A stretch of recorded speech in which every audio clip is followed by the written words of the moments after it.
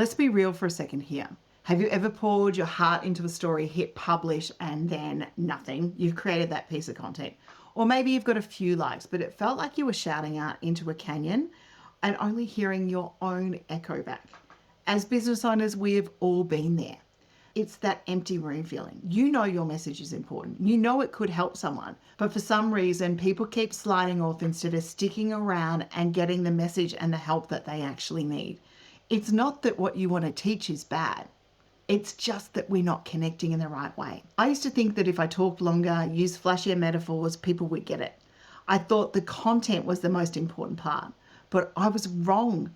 And I know this because I'm a marketer too. The content doesn't matter if there's no bridge between my experience to yours to being able to teach you. So in today's episode, we're going to look at the invisible metrics, not the clicks or the graphs, but the connection points. And how do you know if your story is just hitting their ears or it's actually settling into their soul and making real change? Stick with me because in a few minutes, I'm going to share with you the secondhand story test. It's one of the simplest ways you can tell if you're actually making impact or you've just been talking to hear your own voice. And trust me, I hate hearing my own voice. So recording podcasts and doing videos, I don't want to be editing for the sake of me. Welcome to the Talk Podcast with ideas strategist Linda Reed-Enever. Talk is where we chat about ideas and inspiration you can use to market your business. Get ready for practical tips you can implement today with your host, Linda Reed-Enever. So the first way I measure if a message is landing for my audience and for my clients isn't an instant stat, it's the head nod. If you were sitting across from the listener in a coffee shop or the video or the viewer, would they be checking their phone or would they be leaning in slowly and nodding because they recognize their own struggle or their own situation in the words? That's the feeling we must get with our content. So lots of business owners fall into this trap where their story and their content starts with me and them and those sorts of things. So they're starting with the me component. I did this, I felt that. But the story that's truly going to land with your audience is the story that starts with them, the you bit. Instead of I had a really hard time of growing my business in 2024, try something along the lines like, have you ever felt like you're doing everything right, but the world just isn't moving? That's my 2024. I know which story I want to have a listen to. So what we've got to do here is we've got to ask myself, am I being the hero of the story or am I being the guide? People don't actually want to hear about your superpower. They want to hear about how they can find theirs and you are the person who guides them through it.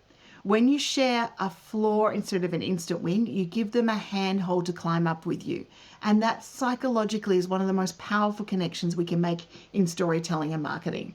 So think of your favorite songwriter, story, or author. You don't love them because they're perfect. You love them because they've said something you felt, but you didn't know how to put it into words.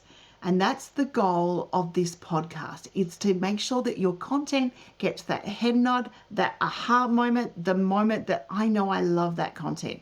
Now we're at the mid-mark of this podcast. This is normally where professionalism kills the vibes. We start using big words, we start using polished jargon because we're afraid of looking messy or unqualified. But safe is where people tune out. Safe is boring.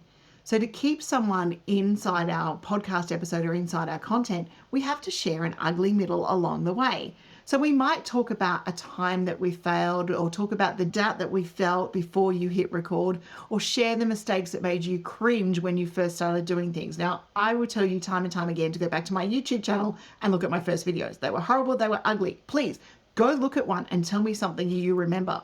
Now, here's the test I promised.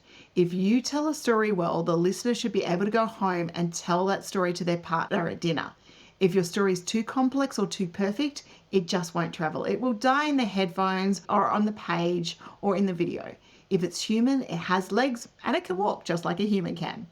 The real metric of a story isn't the like button. It is the conversation itself. When you finish speaking, does the listener feel like the conversation is over? Or does it feel like it's just beginning? Does it feel like they want to know more?